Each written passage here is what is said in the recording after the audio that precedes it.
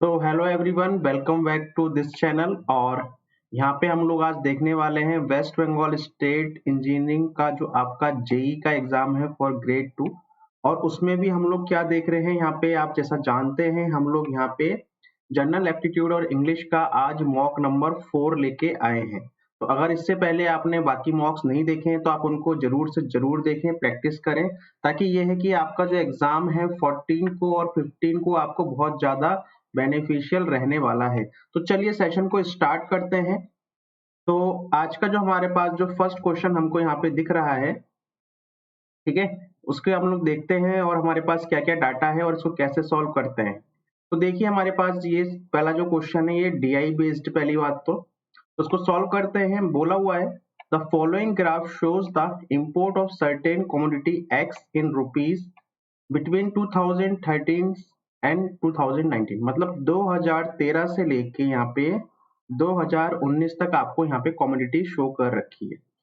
हमसे पूछा क्या गया है, average of the increase in product of x year by year for all the year is, मतलब यहाँ पे पूछा जा रहा है कि आपको बताना है कि एवरेज इंक्रीज कितना हुआ, मतलब यहाँ पे कितना इंक्रीज हुआ, फिर यहाँ पे कितना इंक्रीज हुआ, फिर यहाँ पे कितना इंक्रीज हुआ, यहाँ पर कितना इंक्रीज हुआ, फिर यहाँ पर कितना इंक्रीज हुआ, और इन सबका हमें क्या कर लेना है, एवरेज कर लेना है। ठीक है, तो यहाँ से हम लोग क्या करते हैं, देखो हमारे पास क्या है 2013-14 और 2014-15। तो अगर मैं यहाँ पे देखूँ तो यहाँ से लेके यहाँ तक कितना इंक्रीज हुआ है, तो आप कहोगे कि सर ये वैल्यू हमें जो दिख रही है, ठीक है, 500, 600, 700। तो 2013 में 700 थी, तो ये वैल्यू कितनी थी, 700 थी। और ये वैल्यू कितनी आपको दिख रही है, 1000 से कम, मतलब एक कम है 900। तो कितना इंक्रीज हुआ, यहाँ पे हुआ आपके पास टोटल 200 रुपया, 200 का इंक्रीज हुआ। तो मैंने क्या करा, यहाँ पे 200 लिख लिया। अब देखो ये 900 है, 15-16 में कितना इंक्रीज हुआ है, तो ये वैल्यू आपको कहाँ दिख रही है, 1100, 1200। ठीक है, तो ये कितना है हमारे पास 1200, तो ये हमारे पास कितना है 1200। तो 900 से 1200 हो गया, कितना बढ़ गया, 300 बढ़ गया। ठीक है, कितना इंक्रीज हो गया, 300 बढ़ गया। 16-17 की बात करते हैं तो 16-17 में भी कितना बढ़ा है, देखो सेम ही है। तो ये भी हमारे पास 1200 बढ़ गया, कितना इंक्रीज हो गया, 300 इंक्रीज हो गया। ठीक है, उसके बाद देखो 17-18 में, तो 17-18 में क्या है, ये 1200 से बस थोड़ा सा बड़ा है, मतलब यहाँ पे क्या हो जाएगा 1300। ये कितना है 1300 हुआ है। तो कितना इंक्रीज हुआ, 1200 से 1300 हो गया, मतलब 100 का यहाँ पे इंक्रीज हो गया। अब नेक्स्ट देखते हैं यहाँ पे 2018-19 में कितना है, ये है हमारे पास 2000। ये कितना है यहाँ पे 2000 है, तो इसको लिख लेते हैं 2000। तो कितना इंक्रीज हुआ है, 2000 हो गया है 1300 से, मतलब ये 700 यहाँ पे इंक्रीज हो गया है। ठीक है, अब हमें यह करना है, हमको निकालना था एवरेज। तो एवरेज का प्रोसेस क्या है, आप सारी जो इंक्रीज वैल्यू है उसको ऐड कर लो, जोड़ के उसको क्या कर लो, ऐड कर लो। तो मैं थोड़ा सा कलर चेंज करके कर देता हूँ। 200 प्लस 300 प्लस 300, तो ये कितना हो गया 500। 500 प्लस 300 कितना हो गया 800। 800 में 100 ऐड करोगे तो कितना जाएगा मेरे पास 900, और 900 में आप 700 ऐड करोगे तो कितना जाएगा मेरे पास 1600। तो 1600 को हम लोग क्या करने वाले हैं, यहाँ पे 5 से डिवाइड करने वाले हैं। तो ये कितने टाइम्स चला जाएगा, ठीक है, एक बार फिर से चेक कर लेते हैं। अच्छा अच्छा, ये देखो 1200 1200, अरे सॉरी, तो यहाँ पे क्या है, ये तो जीरो का इंक्रीज हुआ है। ठीक है, तो ये इसलिए डाटा गलत है। ये कितना हुआ था, जीरो से इंक्रीज हुआ था। ठीक है, चलिए मैं वही सोचूं कि आंसर कैसे क्रॉस कर रहा है। तो यहाँ पे फिर जीरो, ये जीरो है, ठीक है, जीरो है ये जीरो। तो ये कितना हो गया मेरे पास 500, 600, और ये कितना हो गया 700। तो 600 और 700 1300। तो 1300 का मतलब कितना हुआ, ये मेरे पास जाएगा 260। तो हमारा आंसर कितना हो जाएगा 260। तो इसका आंसर क्या हो जाएगा, ऑप्शन ए हो जाएगा। ठीक है, तो ये थोड़ी सी मिस्टेक हो गई थी कि 1200 में इंक्रीज कितने का होगा, जीरो का ही होगा। ठीक है, चलिए आगे बढ़ते हैं नेक्स्ट क्वेश्चन की तरफ। और हमारे पास है इफ, देखते हैं, करिए इसको ट्राई कीजिए। लिखा हुआ है if 16 sec square theta minus 40 sec theta plus 25 is equals to zero, और जहां पे जो थीटा है वो कैसा है, एक एक्यूट एंगल है। तो आपको निकालनी है यहाँ पे tan थीटा की वैल्यू। तो देखो इसको क्या कर सकते हैं हम लोग। पहली बात तो ये है कि ये सेक स्क्वायर थीटा है, मतलब और 16 है, और 16 किसका होता है, 4 का स्क्वायर होता है। तो इसको पढ़ने से मुझे एक चीज समझ में आ रही है, अगर मैं इसको लिखता हूँ 16 sec square theta minus 40 sec of theta plus का 25 दिस इज इक्वल्स टू 0। अगर मैं इसको लिख सकता हूं क्या 4 sec थीटा का स्क्वायर माइनस, अभी इस पे बात करेंगे, प्लस ये क्या है 5 का स्क्वायर है, दिस इज इक्वल्स टू 0। अब इस 40 को ब्रेक करते हैं 4 और 5 में, अब 4 5 जब 20 होता है, इसका मतलब मैं इसको लिख सकता हूँ 2 into 4 into 5 into sec theta.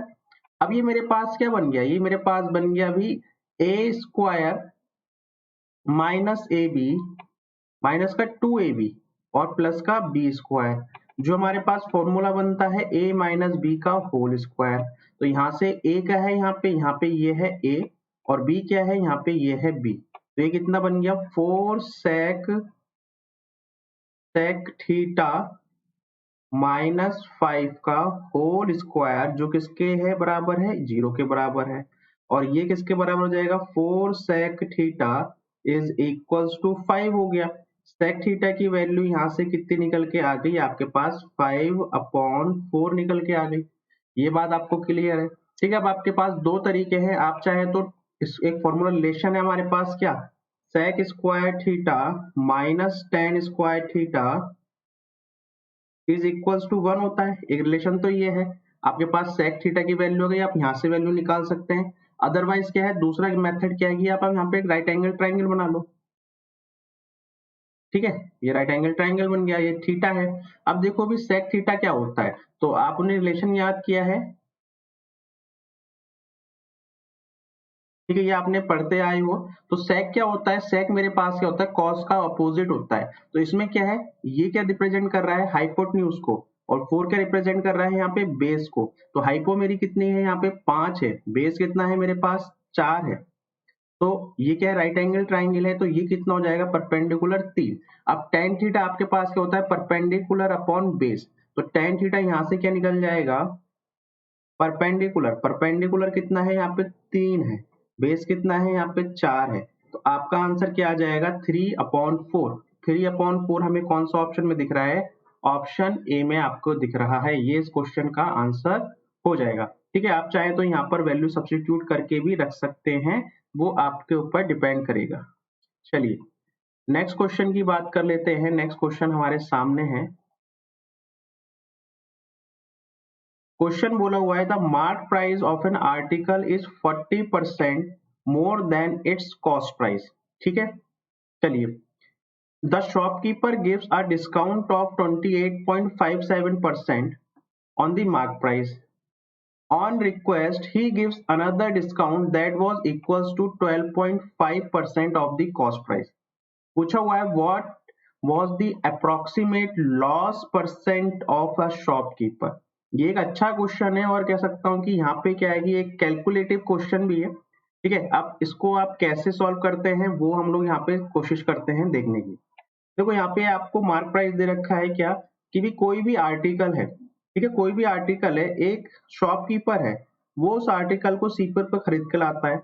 फिर क्या होता है, वो उसको मार्क करता है, मतलब क्या होता है, जो आप देखते हो ना कि उसके पीछे प्राइस लिखा हुआ है। आप एक मॉल में जाते हो तो मॉल में क्या होता है, खुद का एक प्राइस होता है।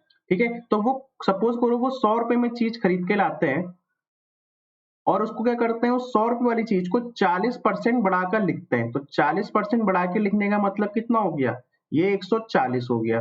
अब क्या है कि आप जब मॉल पे जाते हो तो वो क्या करेंगे, आपको सेल करेंगे, क्या करेंगे, सेल करेंगे। तो वो सेल कैसे कर रहे हैं भाई, यहाँ पे क्या हो रहा है, 140 पे सेल किया, तो यहाँ पे कुछ आपको डिस्काउंट दिया जा रहा है। कितना डिस्काउंट दिया जा रहा है, 28.57 का। तो 28.57% का आपको डिस्काउंट दिया जा रहा है। फिर आप क्या कर रहे हो, रिक्वेस्ट कर रहे हो, मतलब ये आपका सेलिंग प्राइस होता। लेकिन आपने क्या किया, एक बार और रिक्वेस्ट करी। तो जब आपने रिक्वेस्ट करी तो क्या हुआ, उन्होंने क्या किया, आपको एक और एडिशनल डिस्काउंट दे दिया। वो कितना दे दिया, 12.5% का। तो इसमें एडिशनल डिस्काउंट और लग गया 12.5% का। और अब जाकर क्या हुआ, आपने यहाँ पे उसको खरीदा, तो यहाँ पे आपका सेलिंग प्राइस निकल गया। तो भाई प्रॉफिट या लॉस आप किस में देखते हो, प्रॉफिट या लॉस आप देखते हो सीपी और एसपी के बीच में। इसका मतलब ये है कि 100 रुपए वाली चीज फाइनली कितने में बिकी होगी, वो मुझे बताएगा कि मुझे नुकसान हुआ है या फायदा हुआ है। अब आप देखो थोड़ा सा इसको कैलकुलेशन करते हैं इसकी, ठीक है।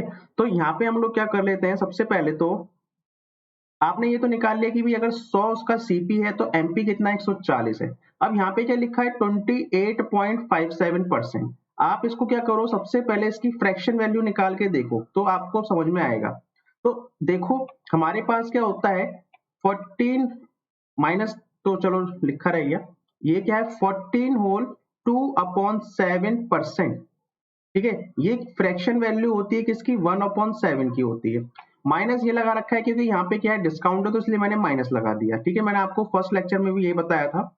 अब आप देख रहे हो कि ये जो वैल्यू है 2/7 का मतलब कितना है 5.57 ही है, ठीक है। तो इसका क्या है जस्ट डबल है, क्या है इसका जस्ट डबल है। अगर आप क्या करोगे इस वाली वैल्यू को मल्टीप्लाई करते हो 14 होल 2/7 को 2 से मल्टीप्लाई करते हो तो आपको ये वैल्यू मिलती है। इसका मतलब ये वैल्यू क्या है मेरे पास 2/7 है। माइनस को लगा रहा हूं क्योंकि ये डिस्काउंट है, ठीक है। तो ये फ्रैक्शन खुल के आया। अब देखो ये जो सारे 12% है, ये 1/8 क्या होता है इसका फ्रैक्शन होता है। मतलब आप इसको जब 100 से डिवाइड करोगे तो आपको देगा माइनस कितना देगा 1/8 देगा। इतनी बात आपको समझ में आ रही है, ठीक है। अब देखो इसमें क्या हो रहा है, अब हमारे पास क्या है कि भाई देखो 7 रुपए की कोई चीज है, अगर 7 रुपए की कोई चीज है मैं आपको 2 रुपए कम में बेचूंगा तो मैं फाइनली आप कितने में खरीदोगे, तो आप कहोगे 7 वाली चीज को आपने 2 रुपए कम पे बेचा, मतलब आपने 7 पर बेचा। कितने में बेचा 5 रुपए पे बेचा। तो भाई यहाँ पे क्या है 140 है, ये जो 7 का मतलब क्या है 140 है। तो हम बेसिकली क्या कर रहे हैं इसके 5/7 प्राइस पे खरीद रहे हैं। तो 5/7 से आप क्या कर लो इसकी मल्टीप्लाई कर दो, तो ये कितना हो जाएगा, ये हमारे पास हो जाएगा यहाँ से ये 20 टाइम चला जाएगा, 20 टाइम्स। तो ये कितना आ गया 100 आ गया। मतलब क्या हुआ, अगर मैं सिर्फ और सिर्फ सिंगल डिस्काउंट देता -28.57% का तो यहाँ पे मुझे कितना मिलता 100 रुपए में मिल जाती वो चीज। मतलब यहाँ पे दुकानदार को ना नुकसान होता ना फायदा होता। लेकिन उसने क्या किया फिर से आपको एक डिस्काउंट और दे दिया 12.5% का। इसका मतलब वो जो चीज है वो कितने में बेची होगी भाई, 8 वाली चीज पे 1 रुपए की छूट दी तो 7/8 पर बेची होगी, ठीक है। तो ये कितने की हो गई, ये हो गई आपके पास 700 डिवाइडेड बाई 8, ठीक है। तो यहाँ पे 700/8 रुपए में क्या हुआ आपको फाइनली क्या हुआ वो चीज मिल गई, ठीक है। अब क्या है दुकानदार के पर्सपेक्टिव से सोचो तो फाइनली उसको हुआ क्या, उसके लिए सीपी कितना था 100 रुपए था, एसपी कितना है 700/8 जो क्या है यहाँ पे 1 से कम ही है, मतलब 100 से कम ही है। इसका मतलब क्या उसको नुकसान हो रहा है। तो नुकसान कितना हो रहा है, नुकसान हो रहा है 100 -700/8। तो ये क्या हो गया लॉस हो गया। परसेंट निकालने के लिए क्या करते हैं loss divided by CP, CP कितना है 100, आप मल्टीप्लाई कर दो 100 से तो परसेंटेज में निकल जाएगा, तो ये कैंसिल हो जाएगा। एलसीएम लोगे तो एलसीएम कितना आएगा मेरे पास 800 - 700 मतलब 100/8। और 100/8 का मतलब कितना होता है यही है ना, माइनस का 12.5%। तो क्या हुआ दुकान वाले को क्या हुआ नुकसान हुआ, कितना क्या नुकसान हुआ 12.5% का उसको नुकसान हुआ, ठीक है। तो आई होप आपको ये जो कंसेप्ट है समझ में आया होगा। देखो इससे आसान कैलकुलेशन नहीं हो सकती है ना, ये क्या सबसे इजी कैलकुलेशन मैंने आपको करके दिखाई है, ठीक है। बस आप इस वाली चीज को समझ लोगे, अगर ये वाली चीज आपको समझ में आ गई तो आप बहुत सारे क्वेश्चंस ऐसे होते हैं जो आप आराम से करके ले जाओगे। चलिए आगे बढ़ते हैं नेक्स्ट क्वेश्चन की तरफ, और नेक्स्ट क्वेश्चन करते हैं यहाँ पे।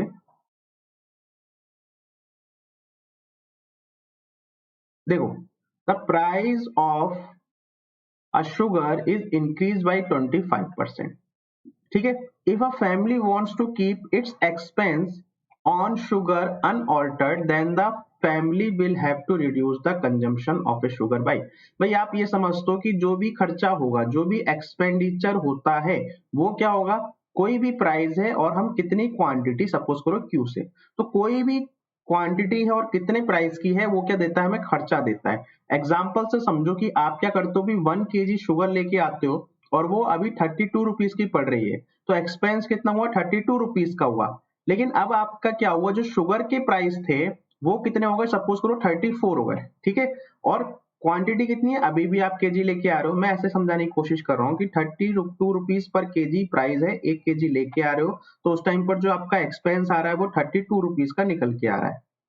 अब मैंने कहा कि इसके प्राइस क्या हो गए, इंक्रीज हो गए, बढ़ गए, 2 रुपए से बढ़ गए। तो जब ये 2 रुपए से बढ़ गए तो ये 34 रुपए हो गए, और अभी भी आप एक क्वांटिटी लेके आ रहे हो, तो क्या हो रहा है, अब आपके जो खर्चे हो रहे हैं 34 रुपए हो रहे हैं।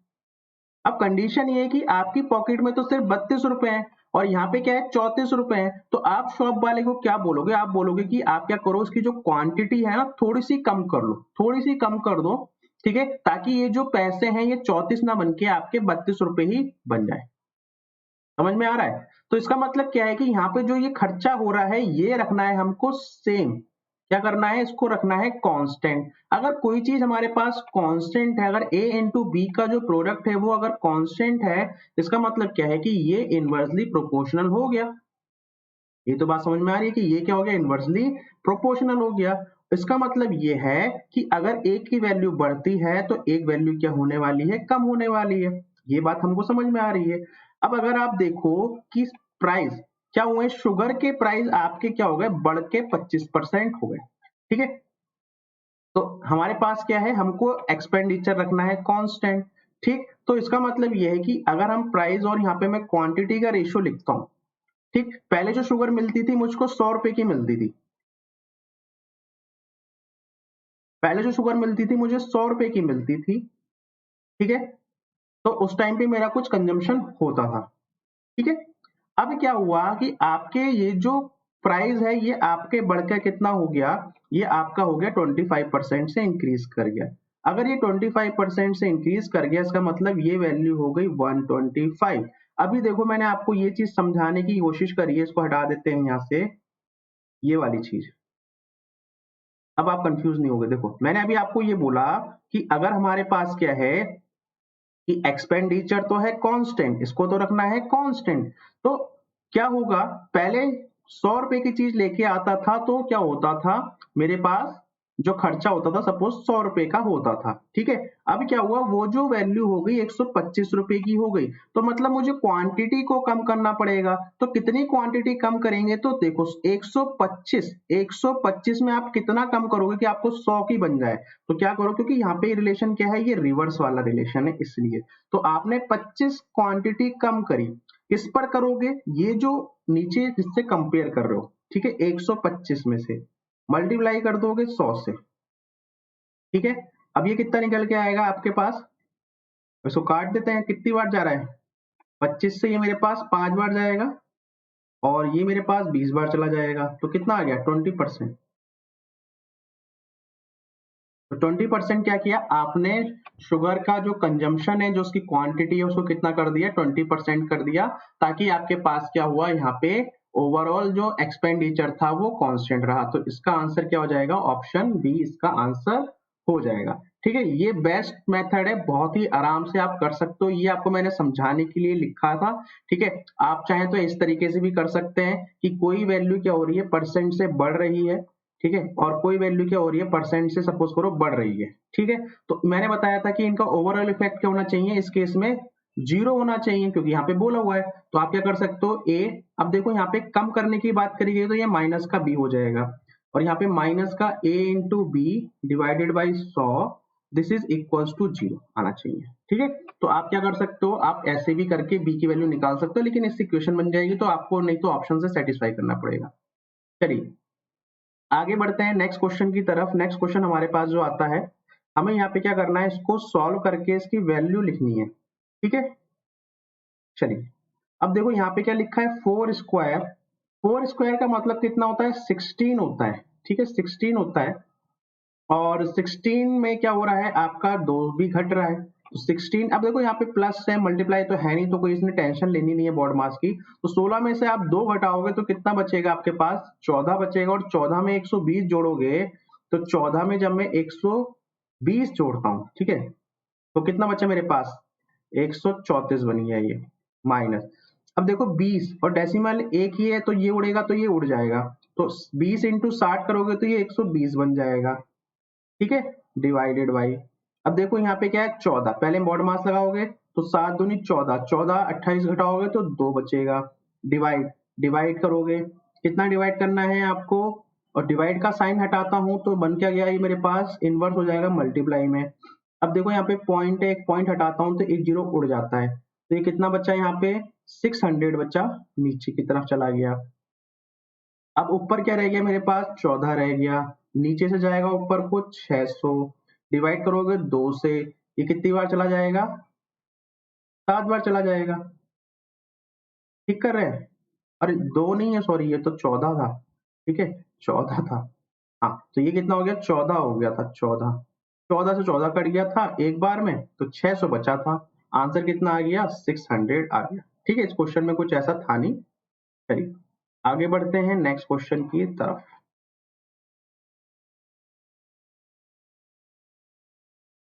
नेक्स्ट क्वेश्चन क्या है हमारे पास, स्पीड, डिस्टेंस और टाइम से है। Hari covers are distance in 6 minutes at the speed of 24 kilometre per hour. What will be his speed if he wants to return back to his starting point in 8 minute. मतलब क्या है कि distance आपके पास क्या है, same है भाई, यहाँ से चलना उसने शुरू किया और सपोज करो यहाँ पर पहुंच गया। अब वो चाहता है मैं यहाँ से लेके यहाँ पर वापस आना चाहता हूँ, लेकिन क्या है कि जो मेरा यहाँ से यहाँ तक जाने का टाइम था वो 6 मिनट का था, लेकिन मैं वापस जो जाना चाहता हूँ मैं आराम से टहलते हुए 8 मिनट में कवर करना चाहता हूँ। ठीक है, तो मेरी स्पीड क्या रहेगी उस केस में। तो आप देखो सबसे पहले ये डिस्टेंस डी ही निकाल लेते हैं। तो डिस्टेंस क्या होता है, स्पीड इंटू टाइम होता है, स्पीड इंटू टाइम होता है। स्पीड कितनी है यहाँ पे, 24 किलोमीटर पर आवर की। ठीक है, आंसर किलोमीटर पर आवर है तो इसलिए नहीं छेड़ते।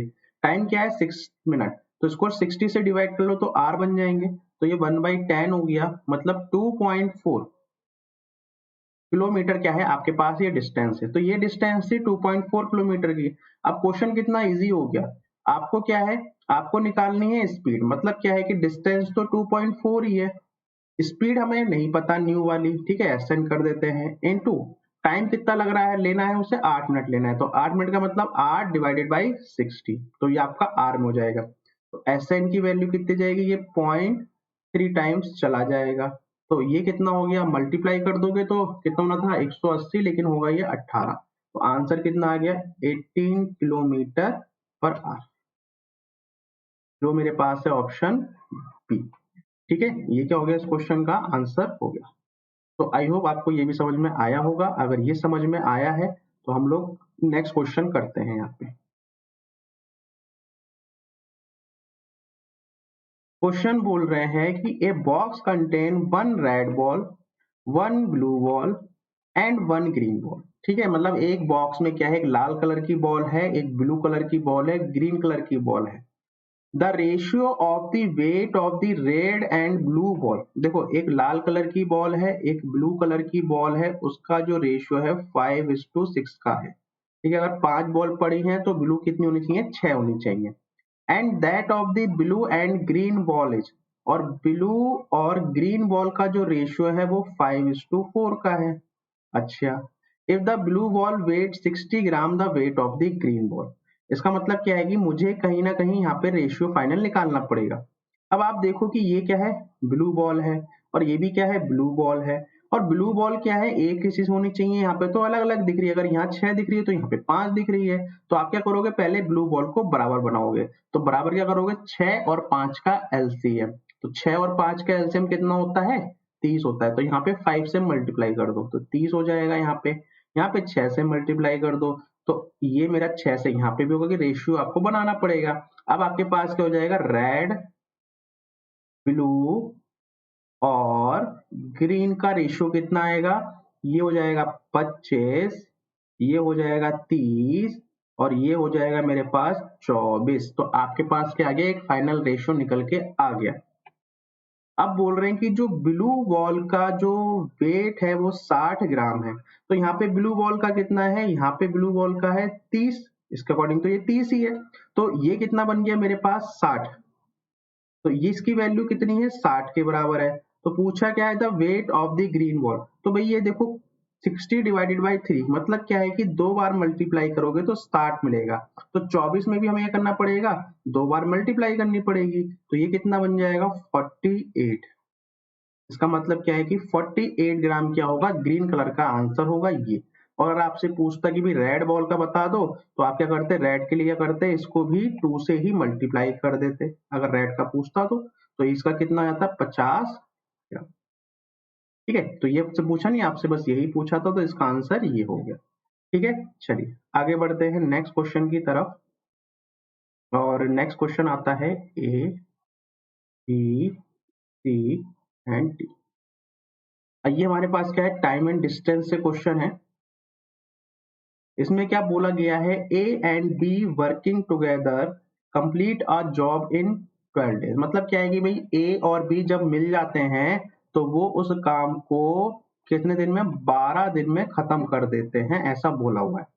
For this job A gets rupees इतने एंड बी गेट्स रुपीज इतने। भाई ए को इतने पैसे मिलते हैं, बी को इतने मिलते हैं। इसका मतलब ये है कि अगर ए को ज्यादा मिल रहे हैं और दोनों ने मिलके काम किया है, इसका मतलब ये है कि ए ने क्या किया होगा, ज्यादा काम किया होगा। और वो जो ज्यादा काम होता है ना, इसमें हम लोग उसको क्या बोलते हैं, एफिशिएंसी बोलते हैं। मतलब ए क्या है, इस केस में ज्यादा एफिशिएंट है। If A had work alone on this job he would have completed. मतलब अगर ए इस काम को अकेला करता तो कितने टाइम में कर लेता। अब देखो क्या है कि मुझे एफिशिएंसी अगर पता लग जाए कि ए और बी की एफिशिएंसी क्या है, तो मेरा काम बन जाए। मैंने आपको भी ये बता रहा हूं, अभी तक जितने भी लेक्चर में मैंने यही बताया कि जो एफिशिएंसी होती है और ये जो मनी का डिस्ट्रीब्यूशन होता है, वो उनकी एफिशिएंसी के रेशियो में होता है। इसका मतलब ये है कि ए को अगर 4980 रुपीज मिल रहे हैं, उस केस में बी को इतने रुपए मिल रहे हैं। और अगर मैं इनका रेशियो निकाल लेता हूं तो मुझे पता लग जाएगा कि एफिशिएंसी का रेशियो क्या है। तो जीरो से जीरो उड़ा दो आप। अब हम इसको काटते हैं, इसको क्या कर सकते हैं, 4 से काट सकते हैं क्या, 27। 4 से अगर हम लोग काटते हैं 32 और 12 कट रहा है, 4 से नहीं कट रहा। तो चलो एक काम करते हैं, इसको छोटे नंबर से काटते हैं। तो 4332 और ये मेरे पास बन रहा है 4 से। अच्छा, तो चलो इसको काम करते हैं ना, 4 2 से काट लेते हैं पहले। तो 2 2 जा 4 हो गया, 2 4 जा आपके पास 8 हो गया, 9 जा हो गया, फिर ये कितनी बार जाएगा, 2 1 जा 2 हो गया, फिर 13 6 जा, फिर ये 66। तो 166 हो गया और ये 249 हो गया। इसको फर्दर हम लोग किससे रिड्यूस कर सकते हैं, ये हमारे पास जा रहा होगा 24 और ये अगर मैं देखूं क्या कि ये 249 है और ये 166 है, 166 का 2, ये आपके पास जा रहा होगा 53 से देखते हैं, हाँ 53 से जा रहा है ना। 53 से आपके पास ये कितनी बार जा रहा है, देखो 53 से है ना, 53 से मैंने काटा है, तो 53 से ये मेरे पास जा रहा होगा, 53 से तो ये 2 बार जा रहा है, 53 नहीं बन रहा, 83 से। ठीक है, 83 से देखो ये 2 टाइम्स जा रहा है। ठीक है, तो ये 166 हो गया, मतलब ये 83 से जा रहा है 2 टाइम्स। और ये 83 से कितनी बार जा रहा है, 3 टाइम्स। हाँ, तो इनका रेशियो कितना आ गया, 3:2 आ गया। ठीक है, तो थोड़ा सा यहाँ पे बस सोचना था कि ये नंबर किससे जा रहा था। ठीक है, तो मैंने सोचा कि 83 53, तो ये हमारे पास इसका हो गया, तो 3:2 के आगे हमारे पास रेशियो निकल के आ गया। ठीक है, ये हो गया हमारे पास। अब देखो हमें क्या पूछा है कि ए अगर अकेला काम करता है इसको तो कितना टाइम लेने वाला है, ये हमसे पूछ रहा है। पहले ये देखते हैं कि भाई वर्क है कितना एक्चुअल में करने के लिए। तो वर्क के लिए क्या करते हैं, मैंने आपको बताया कि जो टोटल वर्क होता है वो total efficiency into total days जो भी लगते हैं। टोटल एफिशिएंसी कितनी है, 3 और 2 कितनी हो गई, 5 हो गई। टोटल डेज कितने दे रखे हैं, 12 दे रखे हैं। इसका मतलब टोटल हमारे पास वर्क कितना निकल के आया, 60 निकल के आ गया। अब टोटल वर्क अगर 60 निकल के आ गया तो हमसे ए का पूछा था, तो ए कितना टाइम लेगा, टाइम ए कितना लेगा अकेले करने में। ए की एफिशिएंसी कितने की है, 3 की है, तो ये कितना हो गया मेरे पास 20। तो आपके पास क्या हो जाएगा, 20 दिन लेगा ए अगर अकेले काम करता है। ऑप्शन क्या हो जाएगा, 20 हो जाएगा। अगर आपसे पूछता किसका, बी का, तो 60 डिवाइडेड बाई क्या करते, 2 करते, तो आपके पास उस केस में 30 आ जाता। ठीक है भाई, चलिए आई होप आपको ये क्लियर हुआ होगा।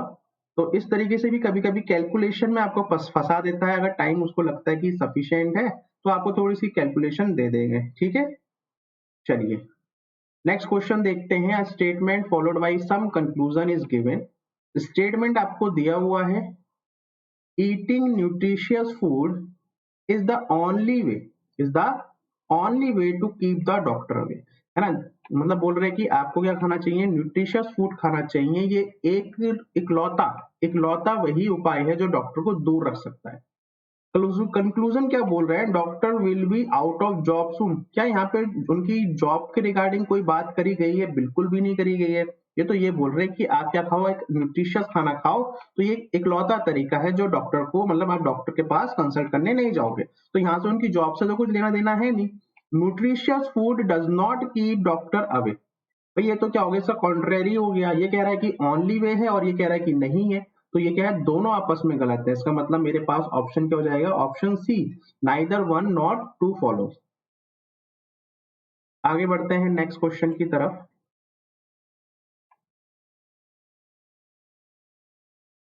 करिए भी।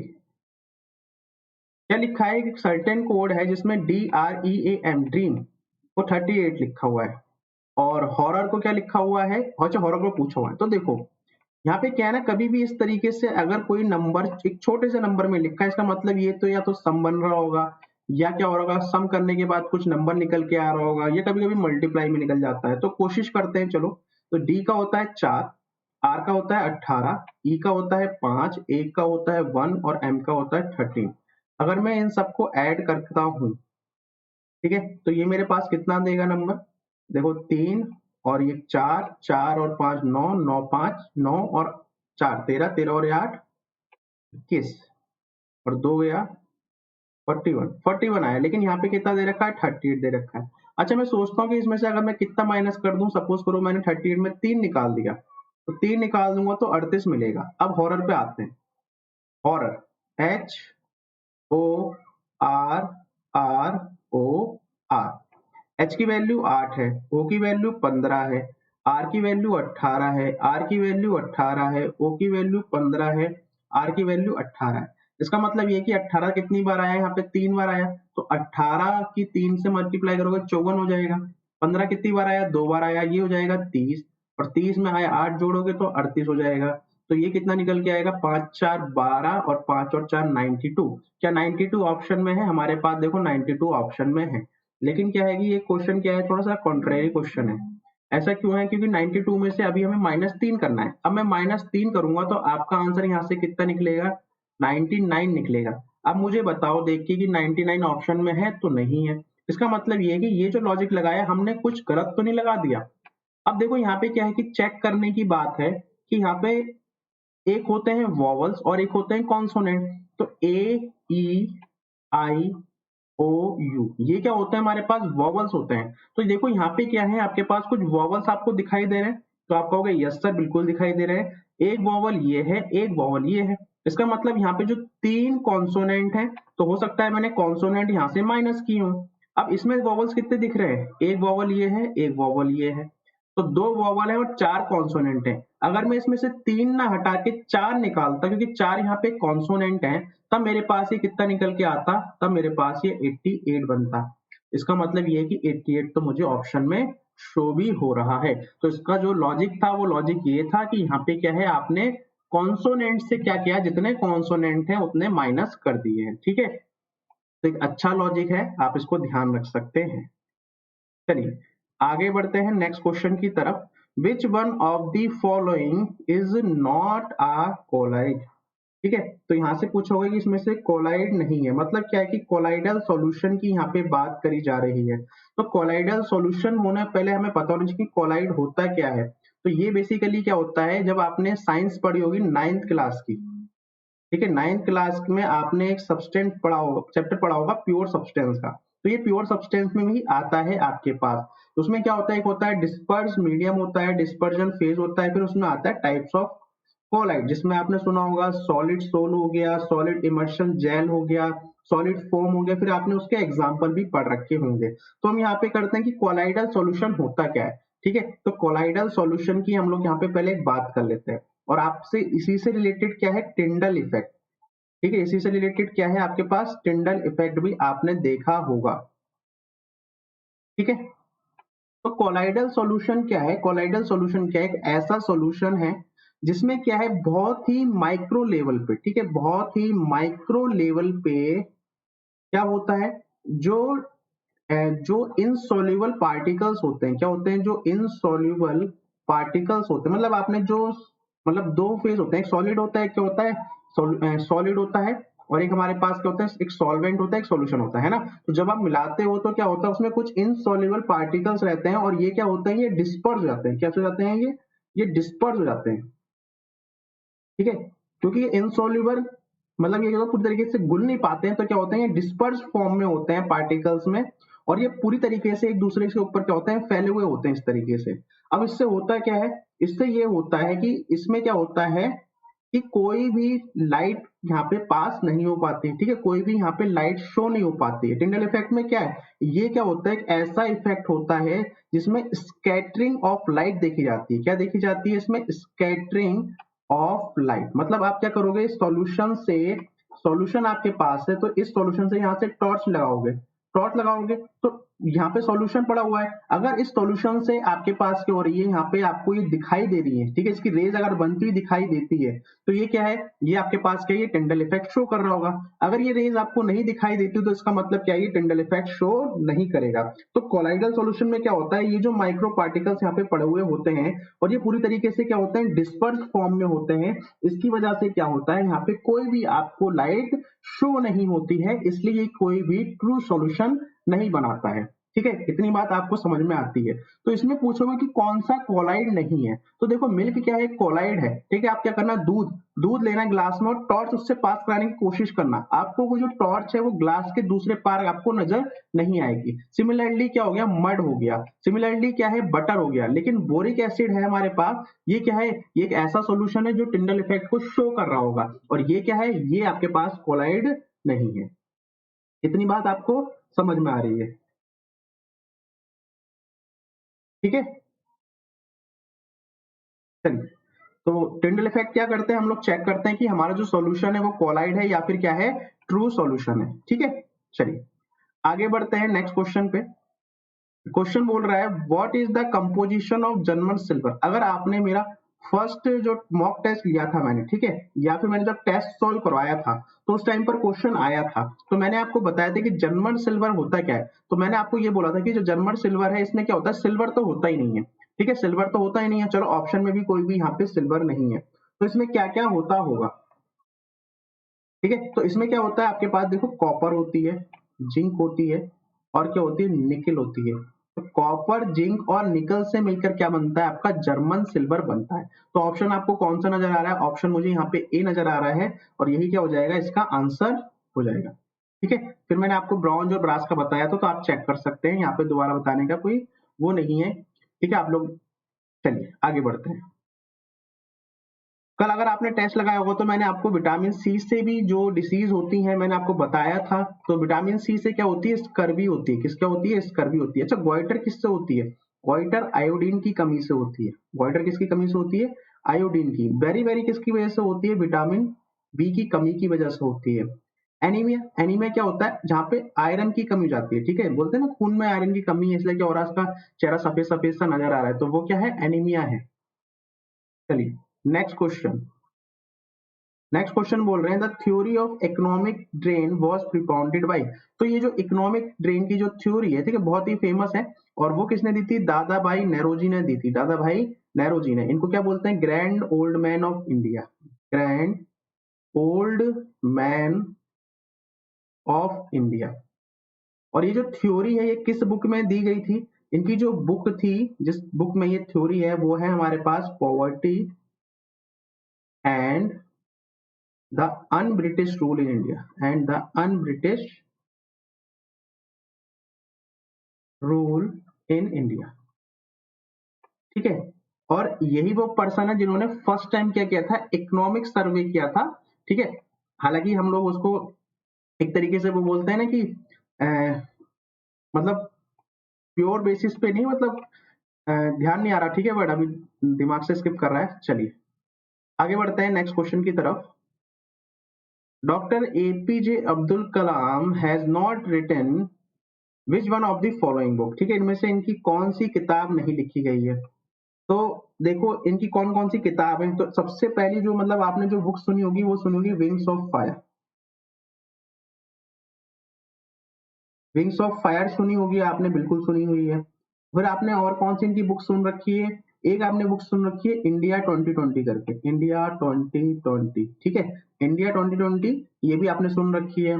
इग्नाइटेड माइंड्स, ठीक है, इग्नाइटेड माइंड्स जो मेरे दिमाग में आ रही है मैं आपको बताते जा रहा हूँ, इग्नाइटेड माइंड्स हो गया, ठीक है। और क्या है यहाँ पे, अब देखो यहाँ पे क्या है ना, एक बुक लिखी गई है response in the living and the non living, ठीक है। तो response in the living and the non living thing, तो ये इनकी बुक नहीं है, ये फिर किसकी बुक है, ये आपने सुना होगा जेसी बोस का नाम, जेसी बोस, ठीक है, जगदीश चंद्र बोस, ठीक है। तो ये क्या है, इनके द्वारा लिखी गई है। मतलब क्या है कि target 3 billion the luminous spark advantage India from challenge to opportunity, ये वही पर्सन है जिन्होंने क्या बोला था कि जो पेड़ पौधे होते हैं उनमें भी क्या होती है, जान होती है, ठीक है। चलिए नेक्स्ट क्वेश्चन आता है, अब देखो, the first Indian female wrestler to win a medal at Olympic is, अब यहाँ पे किसकी बात करी जा रही है, यहाँ पे रेसलर की बात करी जा रही है। तो पहली भारतीय महिला रेसलर जिसने ओलंपिक में मेडल जीता था, तो आपको याद होगा कि एक ब्रॉन्ज मेडल जीता था, ठीक है। इस वाले ओलंपिक की बात नहीं कर रहे हैं हम लोग, बात कर रहे हैं 2016 रियो ओलंपिक की बात कर रहे हैं, ठीक है। रियो ओलंपिक की बात करी जा रही है। तो क्या हो रहा था, लास्ट के टाइम पे आते आते एक ब्रॉन्ज मेडल निकला था, किसमें, कुश्ती में निकला था। और वो पर्सन कौन थी, वो थी साक्षी मलिक, वो कौन थी, साक्षी मलिक। तो आपका आंसर क्या हो जाएगा, साक्षी मलिक इस क्वेश्चन का आंसर हो जाएगा, ठीक है। चलिए अच्छा, और क्या इंपॉर्टेंट है, देखो अब क्या है कि अगर मैं ओलंपिक की बात कर ही लेता हूं तो ओलंपिक में हम लोग यहाँ पे देख लेते हैं कि जो फीमेल्स हैं, ठीक है, अब तक कितनी फीमेल्स ने क्या किया है यहाँ पे ओलंपिक में पदक जीता है, चाहे वो गोल्ड है, सिल्वर है या ब्रॉन्ज है, ठीक है।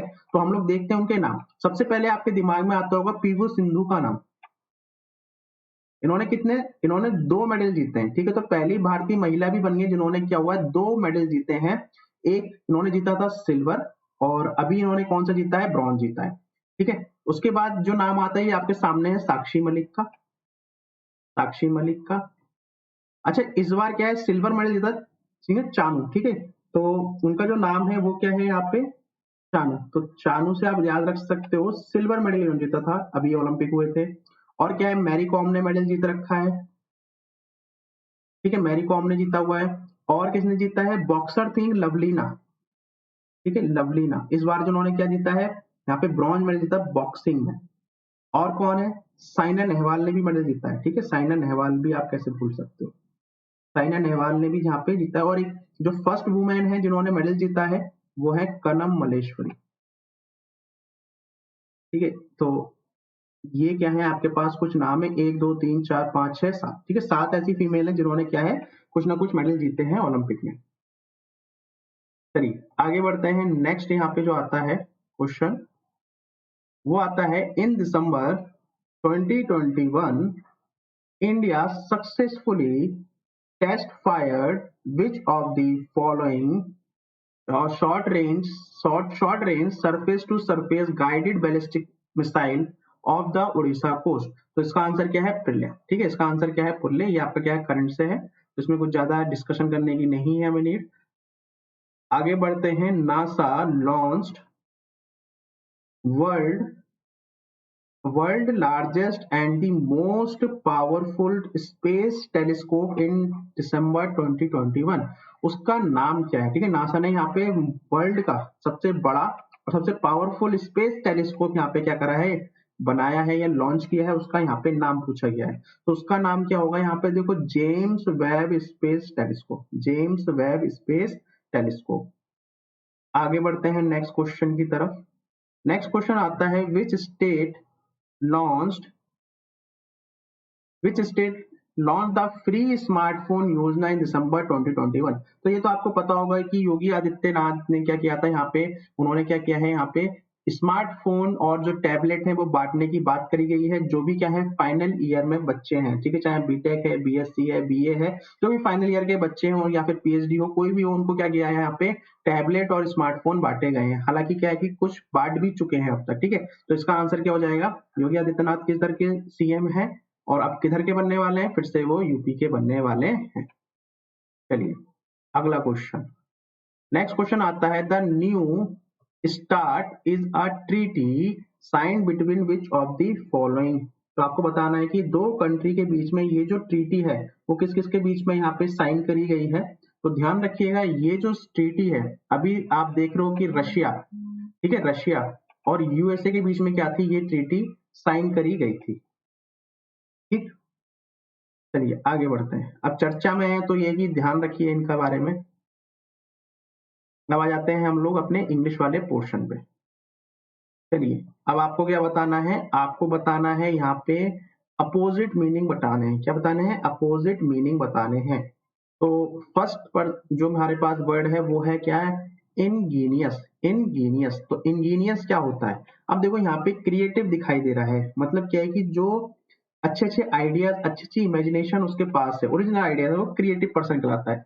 इमेजिनेटिव बंदा क्या होता है, इमेजिनेटिव मतलब क्या है कि जो क्या करता है, क्रिएटिविटी को मतलब इमेजिन करवा पा रहा है, ठीक है। और अनइमेजिनेटिव क्या हो गया, इसका अपोजिट हो गया। रिसोर्सफुल क्या है कि कोई फायदे वाली चीज है। तो इसका मतलब क्या है कि इंजीनियस का मतलब भी क्या होता होगा, पर्सन कैसा होता होगा, क्रिएटिव होता होगा, वो अनइमेजिनेटिव होता होगा, वो रिसोर्सफुल होता होगा। मतलब इसका एक आंसर बच गया है, सॉरी वो क्या है, ऑप्शन सी। उल्टा हो गया, ठीक है, एक बार हटा देते हैं, एक सेकंड, ठीक है। तो इसका आंसर क्या हो जाएगा, इसका आंसर हो जाएगा हमारे पास ऑप्शन सी। ऑप्शन सी क्या हो जाएगा, इस क्वेश्चन का आंसर हो जाएगा, दैट इज अनइमेजिनेटिव। क्या हो जाएगा, इसका अपोजिट हो जाता है, ठीक है, यही तो हमसे पूछा था। चलिए नेक्स्ट क्वेश्चन की बात करते हैं। यहाँ पे नेक्स्ट वर्ड है हमारे पास इगोइस्ट। तो इगोइस्ट क्या है, ठीक है, आपने सुना होगा ईगो रखता है पर्सन, ठीक है, मतलब क्या है कि अपने बारे में बहुत कुछ बोलने वाला जो पर्सन है, अपने बारे में कोई हाई मानने वाला पर्सन क्या है, इगोइस्ट कहलाता है। तो देखो मॉडेस्ट है, नार्सिस। नार्सिस तो आप लोग जो हिटलर है उसके बारे में सोच सकते हो, तो वो भी क्या है, एक तरीके से पर्टिकुलर, किसी पर्टिकुलर को पॉइंट आउट कर रहा है, उसके बारे में बातचीत कर रहा है, मतलब ये इसका सिनोनिम है।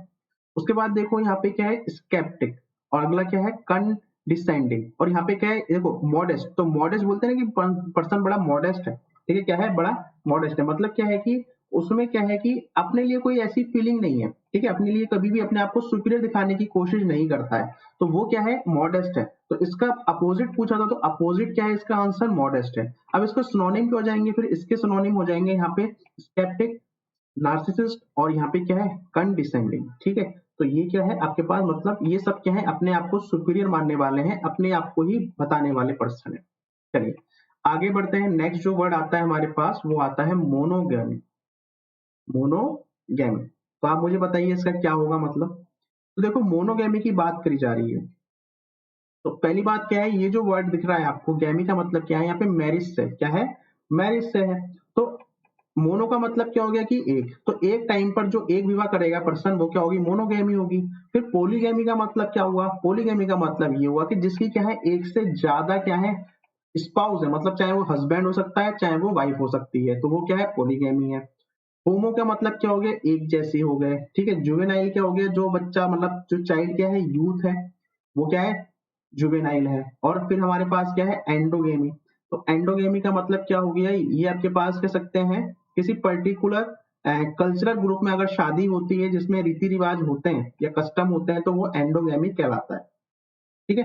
तो यहाँ पे क्या पूछा हुआ है, हमसे अपोजिट पूछा हुआ है, तो अपोजिट क्या हो जाएगा, तो मोनोगमी का क्या है, भी सिंगल मैरिज है, और यहाँ पे पोलीगैमी क्या हो जाएगी, बहुत सारी मैरिज हो जाएंगी। तो आपके आंसर क्या हो जाएगा, ऑप्शन ए, ठीक है। चलिए आगे बढ़ते हैं। नेक्स्ट जो क्वेश्चन है हमारे पास, वेलिएंट, ग्रज, एंथ्वेस्ट, ये, ठीक है। तो ये हमारे पास वर्ड है और इसके हमसे पूछ रहा है कि आप हमें बताओ इसके सिनोनिम्स। तो सिनोनिम्स क्या होते हैं, जिनके सेम मीनिंग्स होते हैं। तो वेलिएंट, वेलिएंट क्या होता है, एक ऐसा पर्सन होता है जिसमें करेज होता है, तो करेजियस, करेजियस, ठीक है। करेजियस तो आप लोग समझते हो ना, वेलिएंट का मतलब क्या होता है, जो बहुत बहादुर होता है, बहुत बहादुर पर्सन को क्या बोलते हैं, वेलिएंट बोलते हैं। तो करेजियस भी क्या है, जिसमें क्या है, करेज होता है, ठीक है, तो वो क्या है, करेज। और स्केर्ड, स्केर्ड मतलब क्या है कि कोई पर्सन डरा हुआ है, फ्राइटेंड है या वरीड है, ठीक है। तो फ्राइटेंड भी देखो सेम ही हो गया। उसके बाद क्या है, एंथुसियास्ट। तो इसका मतलब क्या हो गया, इसका मतलब क्या है कि कोई पर्सन में बहुत ज्यादा एनर्जी है किसी पर्टिकुलर चीज को लेकर, बहुत ज्यादा उत्साहित है, ठीक है। तो यहाँ पे पूछा था सिनोनिम, तो वेलिएंट का सिनोनिम क्या हो जाएगा, यहाँ पे करेजियस हो जाएगा। तो इसका आंसर क्या हो जाएगा, ऑप्शन डी। आगे बढ़ते हैं। नेक्स्ट, नेक्स्ट हमारे पास आता है यहाँ पे अगला जो वर्ड है, ग्रज, ठीक है। तो ग्रज का मतलब क्या होता है? पहली बात तो ग्रज का मतलब की बात करते हैं तो एक इसका मतलब ये होता है कि मतलब अनफ्रेंडली फीलिंग होती है किसी पर्सन के लिए। किसी पर्सन के लिए क्या होती है? अनफ्रेंडली फीलिंग होती है। मतलब ये होता है कि आप उसको मतलब आप किसी को पसंद नहीं करते हो, तो वो सिंपल सा क्या है? ग्रज है। ठीक है। अब उसमें आप देख सकते हो कि अफेक्शन, अफेक्शन का मतलब लगाव होता है, मतलब ये तो हो नहीं सकता। ठीक है। अब एब्सटेन, एब्सटेन का मतलब क्या होता है कि मतलब किसी चीज को आप चुन नहीं रहे हो, थोड़ा दूर बचने की कोशिश कर रहे हो, वो क्या है? एब्सटेन है, मतलब इससे इसका कोई रिलेशन है नहीं। उसके बाद क्या आता है? यहाँ पे आता है स्टार। स्टार का मतलब क्या होता है? भूखा। कोई पर्सन को बहुत ज्यादा भूख लगी पड़ी है, भूख के मारे उसकी जान निकली जाती है, उसको बोलते हैं स्टार। स्टार से बना आपका स्टारवेशन, भूखमरी। ठीक है। तो आपके पास जो वर्ड बन रहा है वो बन रहा है हेट्रेड। तो इसका आंसर क्या हो जाएगा? Option A, that is hatred. आगे बढ़ते हैं।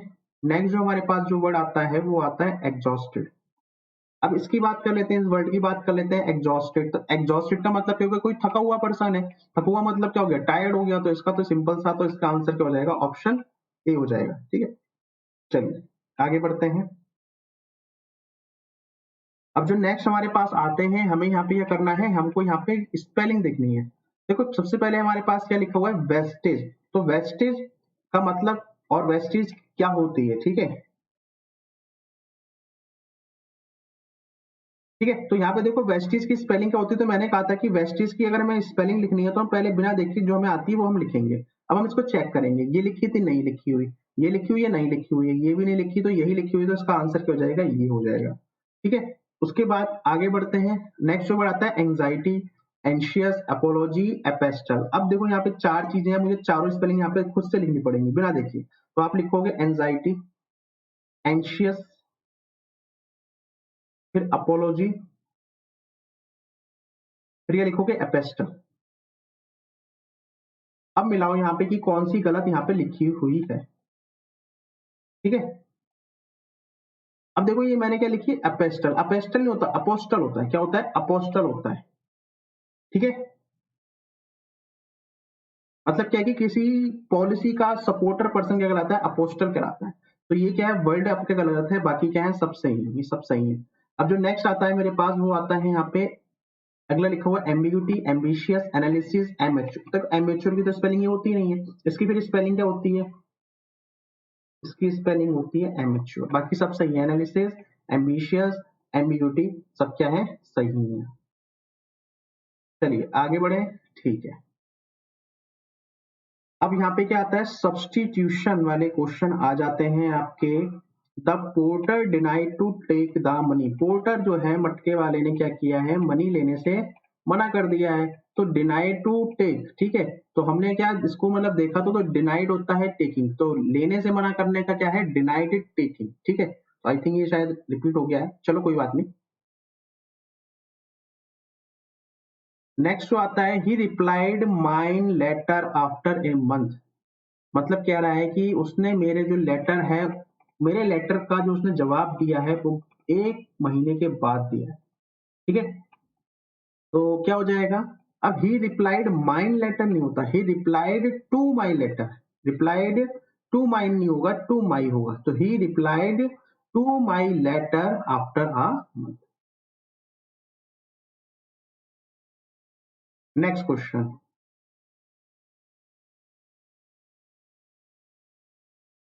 नेक्स्ट क्वेश्चन क्या कह रहा है? None other beside you are knowing the truth. मतलब कह रहा है कि नन अदर मतलब तुम्हारे अलावा किसी और को सच्चाई के बारे में नहीं पता है। तो देखो ये क्या है? बिसाइड यू आर नोइंग, थोड़ा सा अजीब से नहीं लग रहा? नन अदर, सुना है? None other then you knows the truth, मतलब ये ज्यादा ठीक है ना? नन अदर देन ऐसा सुना था, नन अदर देन। तो ये क्या है? ये आपके पास सही फ्रेज बना है। नेक्स्ट क्वेश्चन आता है यहाँ पे, ये रहा। I was dashed with the film, I had expected it to be better. मतलब कोई पर्सन पिक्चर देख के आता है और वो क्या कहता है कि मतलब मुझे उम्मीद थी कि थोड़ी सी इससे अच्छी होगी। तो इसमें पर्सन क्या होगा? डिसअपॉइंट होगा। अब डिसअपॉइंटिंग कुछ नहीं होता है, ठीक है। डिसअपॉइंटेड होता है। क्या होता है? डिसअपॉइंटेड है, उसे निराशा लगी। क्या लगी उसको? निराशा लगी। एनोइंग मतलब परेशान हो गया।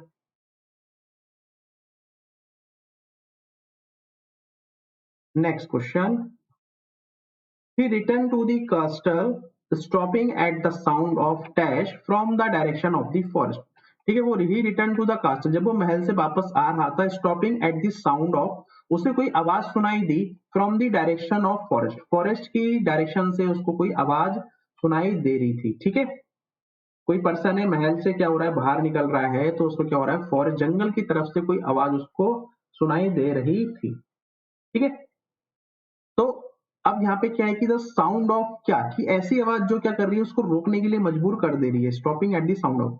तो एक शांत, काम का मतलब क्या हो गया, शांत हो गया, पीस का मतलब भी शांत है, हल्की है ये भी, तो एक कमोशन।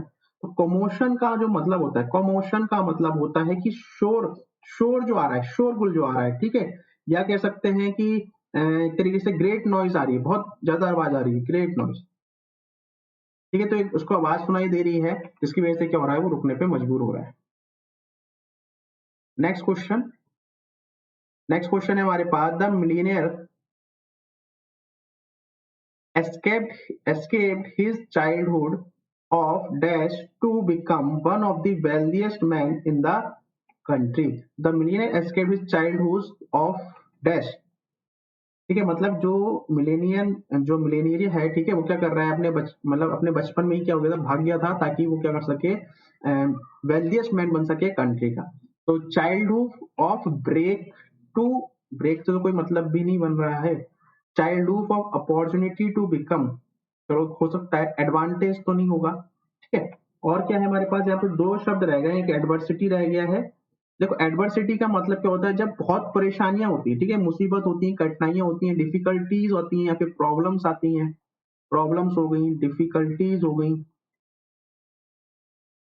ठीक है, तो a millionaire escaped his childhood of adversity to become one of the, भाई इसको प्रॉब्लम्स थी, कुछ डिफिकल्टीज थी, तभी तो वो क्या हुआ था, वो वहां से घर से निकला था या भागा था। ठीक है, चलिए, तो आज का हमारा जो ये मॉक है वो यहाँ पे होता है एंड। तो आप मुझे आंसर बताइए कि आपको कैसा लग रहा है, और आपका जो एग्जाम है वो पास आ चुका है, तो आप सभी को ऑल द बेस्ट और थैंक यू इस वीडियो को देखने के लिए। अगर वीडियो आपको वाकई में अच्छा लग रहा है और यूजफुल आपको लग रहा है, तो आप क्या कर सकते हैं, कमेंट कर सकते हैं, और आप इसको शेयर कर सकते हैं, वीडियो को लाइक कर सकते हैं। So thank you.